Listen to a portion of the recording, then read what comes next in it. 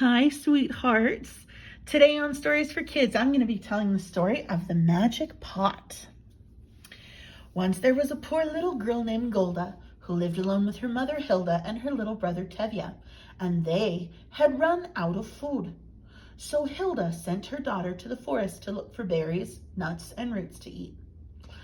As Hilda was picking blackberries, she met an old woman. The little girl told the old woman about the trouble she and her mother had of having enough food to eat. The old woman rummaged in her basket and gave the little girl a small black pot. The old woman said, "This is a magic pot.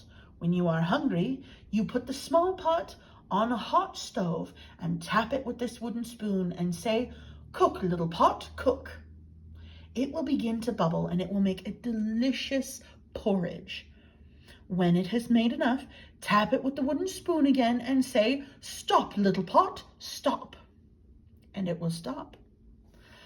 Little Golda was so excited and happy that she thanked the old woman, gave her a hug and a kiss, and took the little pot home to her mother. They ate porridge for supper. From that day on, they never went hungry. One day when Golda had gone out to play in the forest with her friends, her mother and brother were hungry and decided to have porridge. So Hilda built a hot fire in the stove, put the little black pot on the stove and tapped it with a wooden spoon and said, "Cook, little pot, cook." When the pot had made enough porridge for her to eat, she tapped the pot again and said, "Enough, little pot, enough."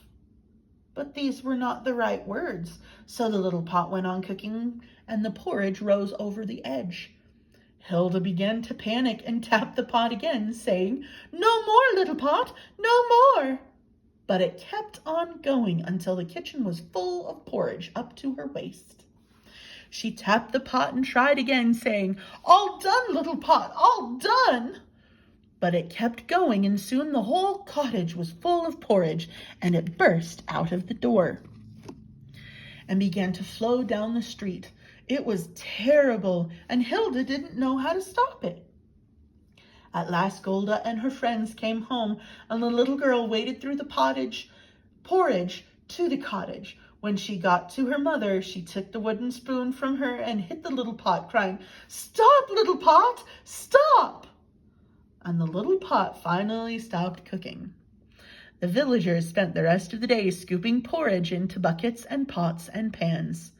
3 times a day for the rest of the year, the villagers ate porridge. And that is the story of the magic pot. Thanks for listening, sweethearts. That's it for Stories for Kids. Come on back next week for my next story. Bye-bye.